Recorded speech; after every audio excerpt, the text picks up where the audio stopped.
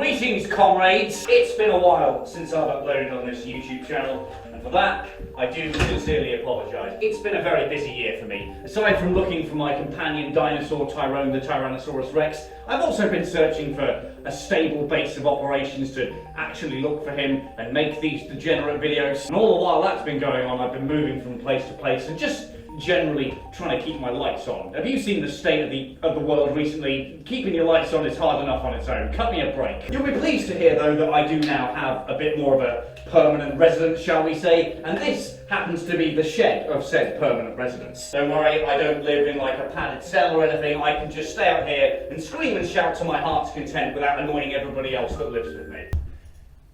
Penis! You see? No noise complaints. It's a dream come true. Anyway, I have been meaning to get back to the old you of tubes, despite how grumpy and old I just sounded. It is genuinely one of my favourite hobbies. And so, to kickstart things back off, I'd like to tell you all a story. Once upon a time, on the 22nd of September 2019, I finished and uploaded a wee old YouTube video. Here it is, and there's me at the time. I'm 19, I've just started my second year of university, and I am desperately clinging onto a fringe. It wasn't a good look, I'll be realistic. It was soon replaced by this very weird hat. Anyway, I uploaded the video, went on my way, and other than reading some of the comments board in the back of a lecture, I didn't really think anything of it. That evening, right as I was heading out to the pub to meet some friends, my Discord just blew up with notifications. I had a quick look, and it turns out the very content creator I'd memed and discussed not a few hours ago had joined the Moocake Discord server and was asking to speak with me personally. This threw me a hell of a lot. Firstly because, like I said, I was 19, and at this time I had about 1,000 subscribers tops. I wasn't used to being tracked down by other YouTubers, let alone ones with 3 million plus subscribers. Secondly, as well, just because I wasn't sure if this was actually real or not for a good 10 minutes,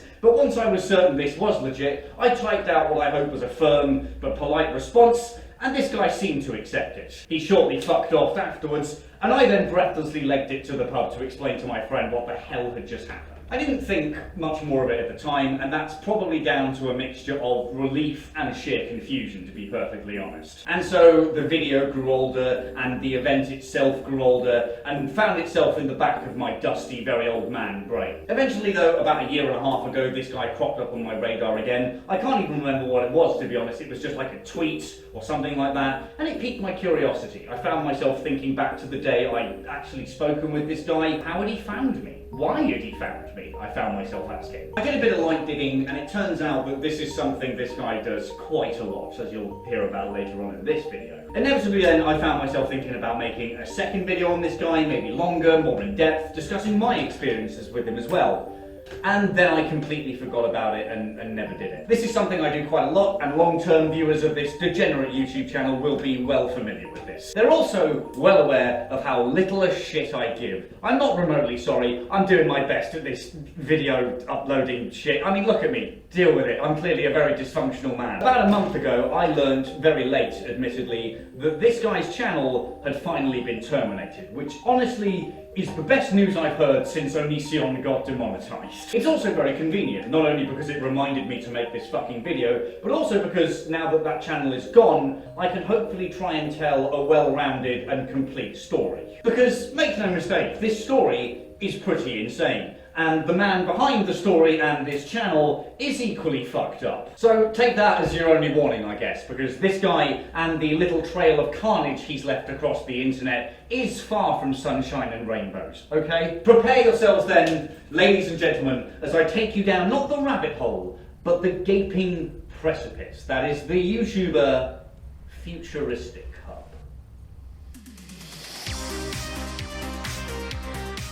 Futuristichub was, and this is the nicest way I can describe it, a parody animation channel of the most toxic and twisted variety you could ever possibly imagine. It was run by a man called Brian Martin, who has a twisted little story of his own, which I assure you we'll get back to a little bit later. For now, we'll solely focus on this particular channel he had. It was started on the 25th of October 2012, and almost immediately began shitting out some of the worst content you've ever seen in your life. Three things were prevalent on the internet in the 2010s. Shit Minecraft videos, shit animation videos, and shit parody videos, sometimes of the Minecraft videos. These parodies became inevitably and deliberately more scuffed until eventually something like Futuristichub was born. A parody animation Minecraft channel that just is several shades of demented. His animations would typically centre around Minecraft with a series of other copyrighted characters that Futuristichub did not have the rights to, including Sonic the Hedgehog, the Angry Birds, Thanos, Baldy, and the internet's favourite corrupted culture icon, Shrek.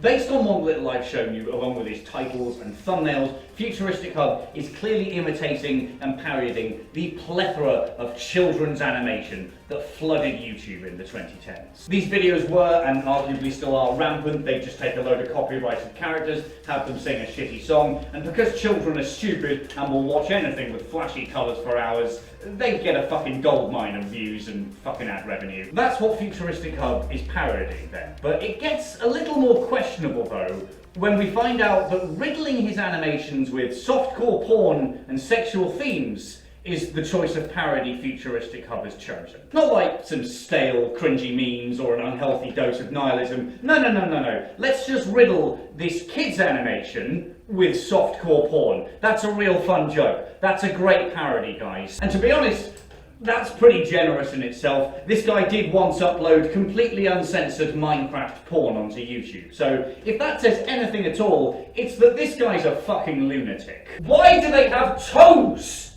Why? That is sick! What is wrong with you? What's especially sinister about all this is how well Futuristichub imitates a video. Like, usually with a parody, especially a YouTube parody, it's a bit janky, it's a bit wonky, sometimes deliberately so. And you can usually tell right from the bat, be it from the thumbnail or the opening few seconds of the video, that this is clearly a joke, a piss take of something else. But with these videos, there's no immediate warning at all. If I sat you in front of one of these videos and just put it on with no context, for the first few minutes, you would easily think that this is just some shitty animation for teenagers or something. Back in 2018, when I sat down to make my original Futuristichub video, YouTube was having some technical issues with its kids app. And to be honest, with its moderation tools in general. But to cut a long story very short, a lot of videos that certainly weren't suitable for children were somehow slipping through the cracks of the moderation and getting onto the kids app. The kids app is a monetization paradise, and that's because, as I've alluded to already, children are stupid. It is so easy to hold their attention spans. You could put a million fucking ads throughout that thing, but they're still going to sit there glued to the screen because they're watching Peppa Pig. And that kid will sit there and watch the colourful shit on screen, be it Peppa Pig or a poorly animated YouTube video, for hours, for as long as physically possible. I mean, let's be realistic, that is the main function of the YouTube Kids app. Let's slap something colourful and sing-songish on for the kids to watch for 20 minutes while I go into the other room, have a slight mental breakdown and chug a bottle of wine. I assume that's what parenting is about. Once people clocked onto this, along with the flaws in the YouTube Kids app, it was naturally exploited. Quickly made and sometimes inappropriate videos quickly flooded onto it and bequeathed those that uploaded them with shitloads of ad revenue. And granted, it's gotten significantly better in recent years. That's something I do have to give YouTube credit for. But back then, it did kind of strike me that maybe Futuristichub is using this exploit. I didn't mention it in that original video, but the thought passed me. And to be honest, I'm still not sure if that's true, whether he did use this exploit. I'm not sure if it even matters at this point either. What matters is that these videos, whatever way you look at it, appeal to children. If a child comes across one of these videos, be it on the YouTube Kids app or just on regular old YouTube, it doesn't matter where, if it comes across a video like this, it's probably going to click on it. And whether that's intentional or not, that's really fucking low in my book. At this point, some of you might be thinking to yourself, Jesus Christ, Moocake, you really started in the deep end with this video. And for that, to be fair, I do apologise. But sadly, there is no way to sugarcoat this. That was not the deep end. This is just the tip of the iceberg. The channel Futuristichub is screwed and depraved enough as it is. Even if the person behind this channel was a perfectly harmless and nice human being who had no ill intentions at all and just so happened to have a very, very strange sense of humour. Even if that were the case, this would still be pretty fucking weird, right? But spoilers, the owner of this channel is not a perfectly nice and harmless human being, just in case you had any doubts in your mind. Arguably, the Futuristichub channel pales in comparison to the behaviour of Brian Martin, its owner. This is a man that's had a very, very long career on the internet. Most of it shrouded in the mists of time, thanks to sites being taken down and the internet getting old and being bombarded with all sorts of new shit on top. But this guy's been around for a very, very long time. And for all of it that I've been able to find, it's been horrific. In February 2018, a YouTube channel called Optimus uploads a 5-minute video taking the piss out of Futuristichub. It's still up to date, and I recommend giving it a look, it's quite fun. Shortly after it was uploaded though, Optimus found the comments of that video and many videos across his channel spammed by Futuristichub, all with negative comments, abuse, threats and demands that the video be taken down. Following this, Futuristichub apparently even got in touch with Optimus by joining one of his friend's Discord servers and taking some pot shots. Make note at this point, Optimus had about 12 to 13,000 subscribers at the time he put out this video. Futuristichub had around the 3 million mark. In a similar case, at the end of May 2018, YouTuber LS Mark puts out a parody of Futuristichub's content. He, at the time, only had about 5,000 subscribers, but in no time at all, he'd also received some vague and rude threats and demands to take the video down. In particular, he got several private messages from accounts claiming to represent Futuristichub. They essentially demanded that the video be taken down, insisted that Futuristichub would issue a DMCA strike if it wasn't, and generally did their best to be a load of twats. This was all accompanied by a slew of comments from obviously botted accounts that were just basically worshipping Futuristichub and being a complete dick to LS Mark. They all claimed they weren't Futuristichub, and they all soon closed down and went inactive. So come on, let's be fucking realistic here. Hedge your bets. When I first heard about these incidents myself, I was quite stunned at how similar they were to my own. Admittedly, I seem to have got off on the light hook, and I'm very, very thankful of that. But the same underlying thing is very clear. Very small YouTuber with a very small audience puts out a video about this guy, and this guy makes it his business to find that video and track its creator down. Basically, there is no level that this guy will not stoop to. You could be a painfully cringe-inducing Instagram with 2 followers and 6 likes spread over the entire 78 odd posts you've ever made, and he would still come the fuck after you if you said anything remotely bad about him. Of course, if Futuristichub is willing to spend his time trawling through YouTube looking for comments from tiny channels, you bet your ass he's gonna do thunder on the bigger channels. And it's the cases where Futuristichub goes after more well-known YouTubers and content creators that we get more details about what this guy is willing to do, because while he's never actually delivered on a threat of legal action, it's not the lowest he's going to stoop to. Here's Adorable. She's a once YouTuber who's now migrated to Twitch and OnlyFans after getting her channel terminated. She had a run-in with Futuristichub in 2016, though she refused to talk about it for 4 years. When she finally did though, in 2020, she eventually told Twitter that she'd been harassed, doxed, and even squatted by this guy. How did Futuristichub respond to this, I hear you ask? Well, he direct messaged several of Emma's friends, asked for her location, in order to surprise her fucking prize, send her a cease and desist. And then we have the poor case of Ice Poseidon, who got squatted a total of 5 times over the course of a stream in 2017. And lo and behold, there's Futuristichub in the chat, being a knob, demanding people call the Rozzers, and even posting Ice Poseidon's fucking location at the time. So even if Futuristichub didn't actually pick up the phone and swat this guy, he still clearly wanted it to happen and encouraged it. And to the shock of absolutely nobody at all, everybody's favourite gnome Keemstar has also had several encounters with Futuristichub. Keem has apparently had years of threats, harassment and stalking at the hands of Futuristichub, eventually leading him to filing a police report against the guy. Futuristichub is a fucking complete random scrub who has been stalking me for years, And he hasn't just been stalking me, he's been stalking the people over at TK, he's been stalking Zombie. There's literally so many YouTubers that he has been stalking, threatening to shut down their YouTube channels.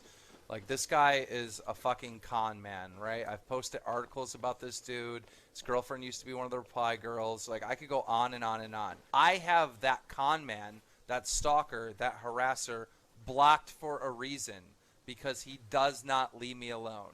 And if you continue to, like, basically help him out by mentioning his name in my chat, you will be banned. I want nothing to do with that fucking piece of shit. And by the way, his name isn't Futuristichub, his name is Bryant Martin. And you can bet your ass that these are just 3 very well-known cases of likely hundreds. Many, many videos across YouTube and other platforms that talk negatively about Futuristichub or Bryant Martin, the creator, have been age restricted or flat out removed thanks to privacy complaints or copyright strikes. Essentially what I'm saying is, if this video disappears, you fucking know why. Very ironic that this guy is allegedly copyright striking videos when all of his videos comprised of copyrighted characters he didn't own the rights to. Oh sorry, did you call up fucking Sega and get the rights to Sonic, did you? How much did that cost you? A small yacht? Note that I used the word allegedly there. I know, it suddenly smells of lawyer in here. But that's because, much like the swatting and the obviously fake fan accounts that will attack anyone Futuristichub doesn't like, we can't conclusively prove that he's the person behind this. But if I happen to be sworn under oath in a courtroom and asked to guess how likely that Futuristichub was behind this stuff, let's just say I'd be confident hedging my bets on it. The sheer amount of harassing this man has done over the years is nearly overwhelming. And bear in mind, the stuff I've mentioned so far just relates to Futuristichub. Brian had already been behaving like this for years before he even thought of starting Futuristichub. As far as I can tell, his internet career begins back around 2006, 2007. His first channel anyway was in 2007, called Moocake, the Superhero. And to be honest, that's the only concrete thing I could find on this time in his internet career. Other than this post he made on a bodybuilding forum in 2007, asking for advice on how to get a bigger cock. The story really kicks off though in early 2010, with the advent of Brian's now deleted channel, Life in a Tent. This was essentially a rant channel, which were, back in the 2000s, YouTube's janky predecessors to the commentary channels we all know and hate today. Look, there he is, younger, angrier, and very much in your face compared to his later years on Futuristichub. The truth is, at first, Brian seems to have done reasonably well for himself on Life in a Tent, but that all changed when he gave in to one of the deadliest of the 7 sins, greed. In this context known as clickbait. Brian would first go prancing across the internet to find a viral video or clip that he could milk for views. He would then title and dress up his video to look exactly like the original clip, the one that people want to actually watch. So you go to click on the video and, what's this? Why, goodness me, it's Brian and his stupid fucking face, of course. He'll do a crappy little intro that nobody asked for, and then he'll roll the clip, and once it's done he'll come back like a recurring nightmare with some faint bleating about liking and subscribing. To be honest, it is one of the simplest and most pathetic forms of clickbait to ever grace is the wrong word, but to ever appear on the internet, certainly. And if Brian got any criticism for this scummy behaviour, he'd react in exactly the same way he later would in his Futuristichub days.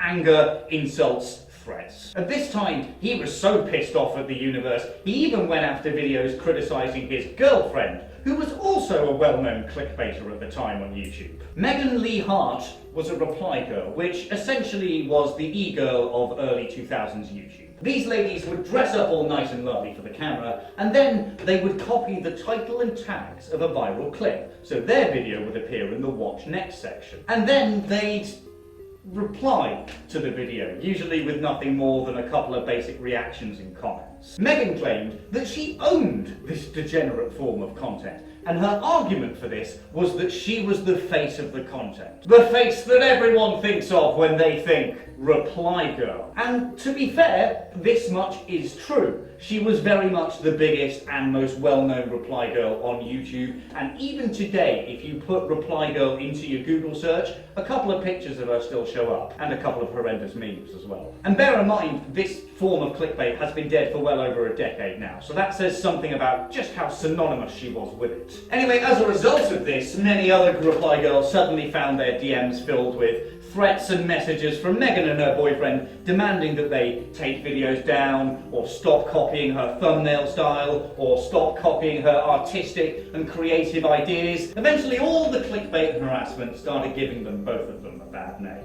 For Megan, not only was she getting slammed for being scummy and clickbaity, but at the time, reply girls also started getting slammed on and shit all over in general. And bear in mind, Megan had made herself the face of reply girls, so most of that criticism was directed right at her. Basically, she shot herself in the foot. She didn't have long after that. As for our dear old Brian on Life in a Tent, I like to think that the final nail in the coffin for that channel was the video he uploaded on the 2011 Japan earthquake.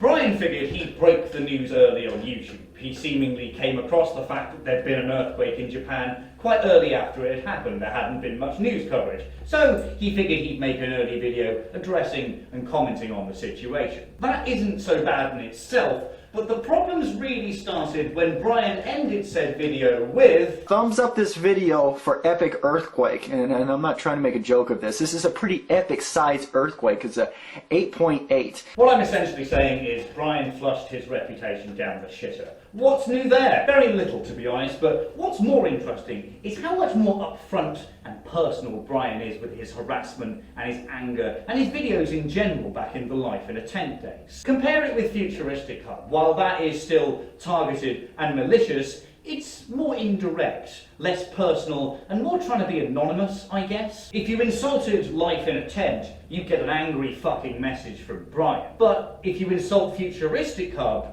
you get a vague and still pretty fucked up threat, but it's from Futuristichub, and there's no mention of who that might be behind the scenes. And this indirectness, let's call it, cranks up about 4 years into Futuristichub's life, with the appearance of a character called Holly Bone. She suddenly appears on the scene, proclaiming that she's actually the manager and owner of Futuristichub, and always has been. She could also be Brian's wife. To be honest, I wouldn't be surprised if she didn't fucking exist at all. But one thing's definitely for certain, she is definitely not the mastermind behind Futuristichub. That is Brian Martin. What's going on, everyone? My name is Futuristichub, or Hub, as most of you guys know it. I do very cringe, very meme, very offensive, like Minecraft animations. I want to be, or I probably am right now, the most offensive Minecraft animator on YouTube. I am an adult who enjoys Minecraft, and I enjoy animations, so yes, I'm a Minecraft animator on that channel, and I love to animate Minecraft. Now, I'm not saying I'm not cancer when it comes to my animations. I know they're cringy as hell, so I know that. Trust me, I know. And I know I made Minecraft porn like 4 years ago as a joke. And yet the both of them would be happy to tell you, literally under court of law, that Holly owns the channel, and Brian's just a voice actor, or helps with the animation, or just generally helps out a bit from time to time. Maybe he comes round on Thursdays and helps do the washing. Couple this with the fact that videos discussing Brian Martin and his connection to Futuristichub have been especially targeted by harassment. You could almost say that they're on the priority list. And if you look at that all together, this is clearly something more than a coward egomaniac that's just trying to silence any criticism. This is frantic and almost paranoid behaviour. He's clearly desperate to cover the fact that he owns Futuristichub or is formally tied to it in any way. And yet Brian is a very loud and opinionated person who has been with previous YouTube channels. So why did this change then? And where did this change come from? Well, I mean, who's to say the answer behind that? That could be anything. Could be because, oh, I don't know, aside from the fact that Brian owns several YouTube channels, he's also an actual fucking convicted criminal. Oh, didn't I mention that?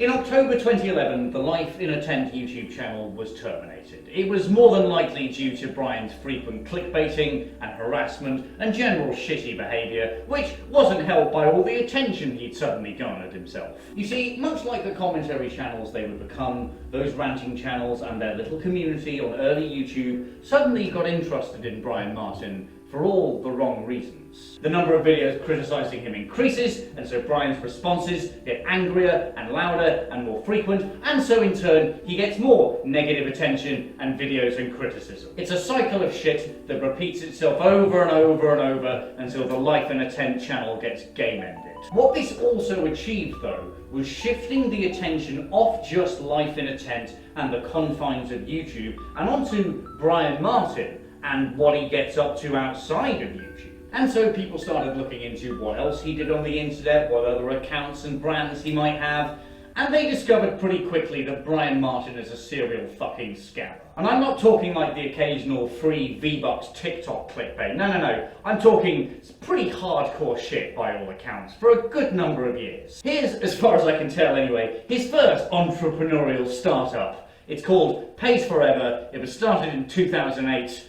and here's their promo video.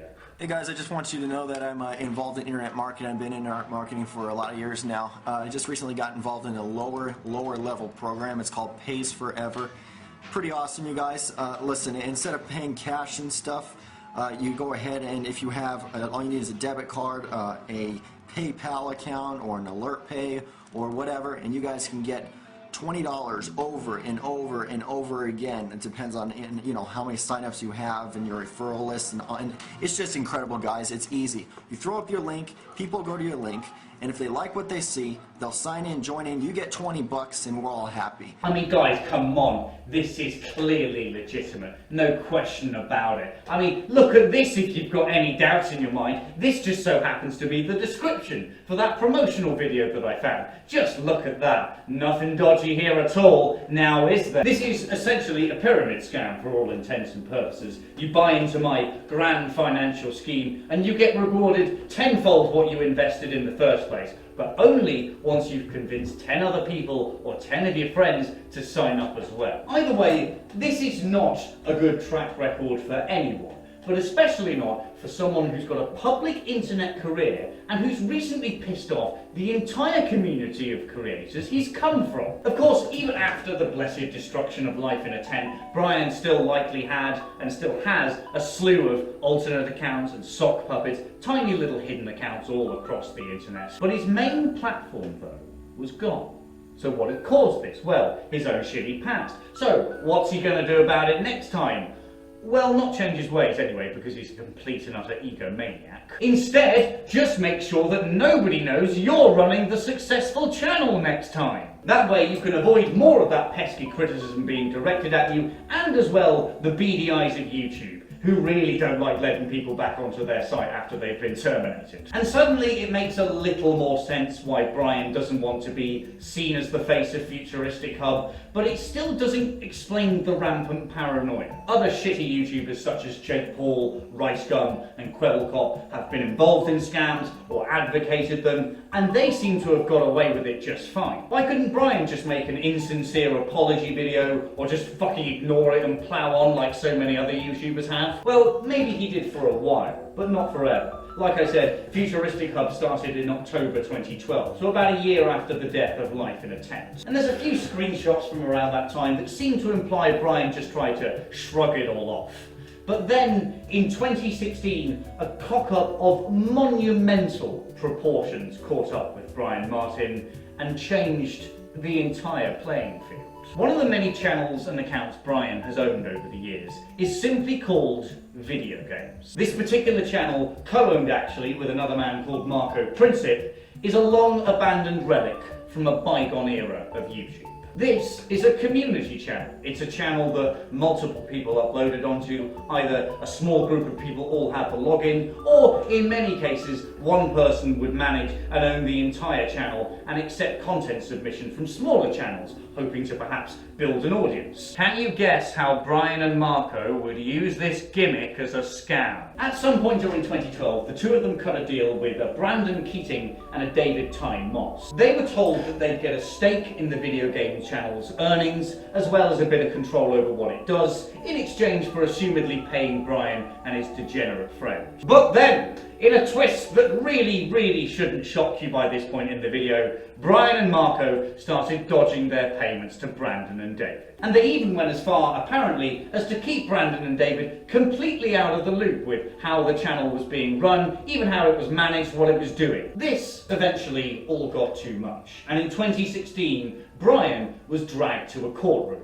alongside his buddy Marco, to account for his actions. They were both found guilty and fined, please sit down if you haven't already, $20 million, ladies and gentlemen. That's right, along with the video games channel being seized and just thrown in the corner and left like some sort of weird fucking time capsule, Brian Martin suddenly found himself owing more money than most of us will ever own in a lifetime. I'm uncertain if he's paid any of it off at all, but apparently he's claiming he doesn't have to do it. And though I can't confirm that to be true, it does sound about right, doesn't it? This, though, explains a hell of a lot. Why Brian doesn't want any videos made about him, and as well, why he's gone from the in-your-face owner of Life in a Tent to the more in-the-background anonymous owner of Futuristichub. Or at least that's what he tries to be. Any channel or business that he publicly or legally owns would just be immediately seized, along with all its earnings,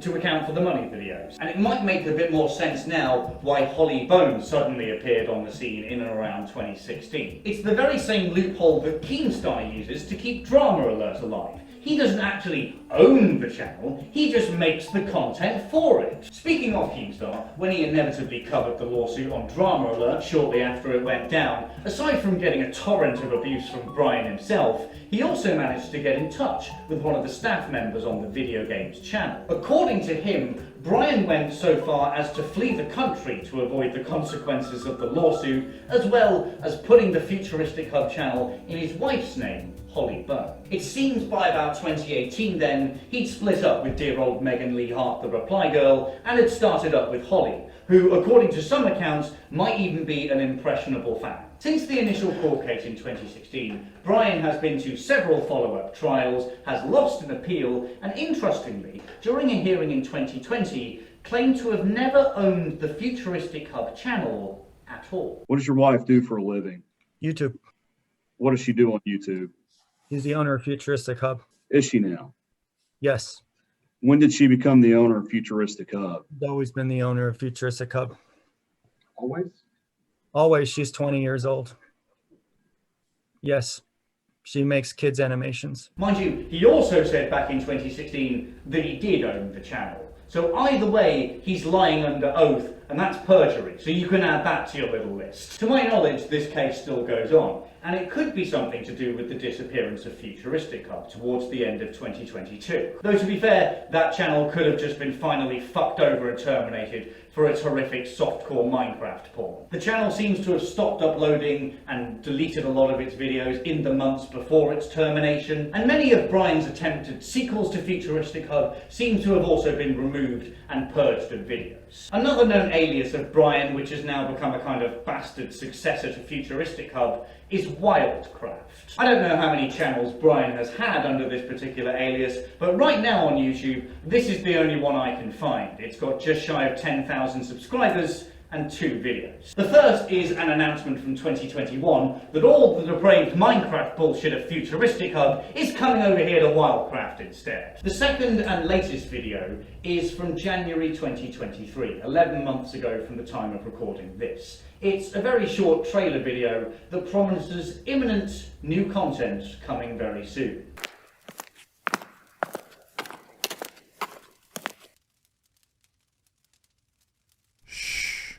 We're still here.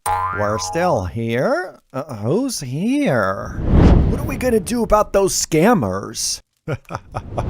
Subscribe to this channel and find out. I wouldn't hold my breath.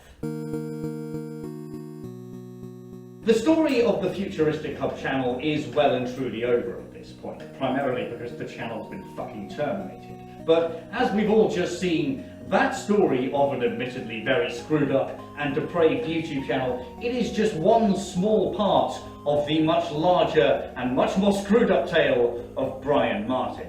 Is that story over yet? Well, we can certainly hope so. I mean, multiple channel terminations and a literal conviction of fraud are pretty difficult things to get back from. They're going to get in the way of your illustrious public career, you know? But hey, everybody loves an underdog, right? Right? No. With all that said though, when you're dealing with someone as volatile and unpredictable as Futuristichub, you're never going to be able to accurately predict what could happen next. This guy has done and caused a hell of a lot of shit on YouTube alone over the past decade and a half, let alone on the larger internet. And granted, the repercussions of all that are finally starting to catch up with him, but I doubt he sees it that way. And so I reckon, given any chance at all, he'd come straight back and start his bullshit up all over again in a heartbeat. It's just a question of whether he has a chance or not, and how big that chance is, if it exists. Of course, this is all just speculative in a way, but based on the fact that he put out an announcement trailer 11 months ago, that surely indicates something. He clearly wants to make content again. Maybe in that particular case he riled himself up to do it, put out the announcement trailer video, and then maybe he gave up or chickened out or something got in the way, I don't know. But it shouldn't be ignored is what I'm saying, just because it would be very difficult and extremely unwise to try and make a public return to YouTube. It doesn't mean this guy is going to listen to that. Have you seen what this guy has fucking done already? And as I've said already as well, Brian has likely oodles and oodles of sock puppets and fake accounts all lying about all over the internet still. So even if he's completely wiped out and can never make a public return to YouTube or the internet, he'll likely still be there in the background, watching in the shadows for any criticism. I'll keep you posted on whether I hear anything. But there we are! What a weird and fucked up journey this has been, hasn't it? I'm not sure you were expecting to end up here, and to be honest, when I sat down and started making this video, I didn't expect to be here either. But here we are now. Thanks for joining me on the way. 2023 has not been my most active year of uploading on YouTube. I kind of mentioned it at the start, and I don't really want to get into it, to be honest, but short and sweet, I've had a hell of a lot on this year. It's probably been the busiest year of my existence so far. I've suddenly found myself with a lot less free time than usual, and basically I just need to get my shit together and get better at organising myself and get the little old YouTube train running again. Even if it's not as regular as it used to be, I will get a little schedule going again on this channel. That is my New Year's resolution to you all. We'll get this shithole back up and running, just you watch me. Until then though, thank you very much for your patience, for your support and for watching this video. If you enjoyed it, please support it in any way you can. Drop a subscribe and check out the backlog of degenerate content, much like this, that's already there on the channel. It'll keep you busy while I work on some new shit. A final thought for you. Did you hear about the man who lost his left arm and his left leg in a tragic car accident? He's all right now.